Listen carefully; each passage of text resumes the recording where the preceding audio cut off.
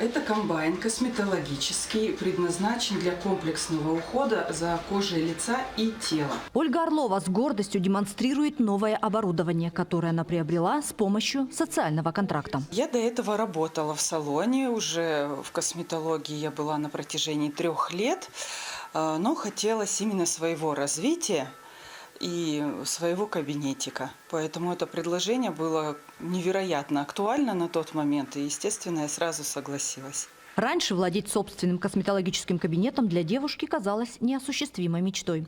Но, узнав о социальном контракте, Ольга составила бизнес-план, собрала необходимые документы и сейчас успешно развивает свое дело.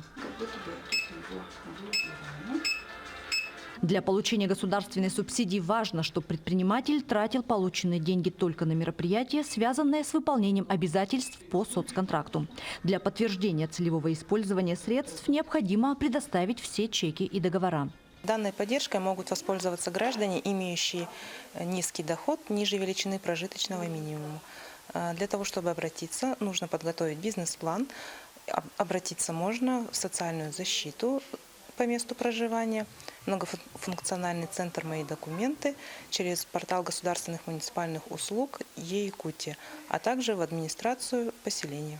В этом году в Нерюнгри с заявлением на получение господдержки по социальному контракту на развитие собственного бизнеса обратились 39 человек. Большим спросом пользуются автомобильный сервис, косметологические и бытовые услуги.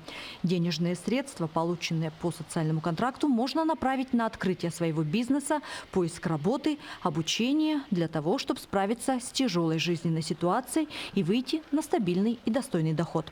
Ирина Жданова, Захар Головин, Нерюнгри.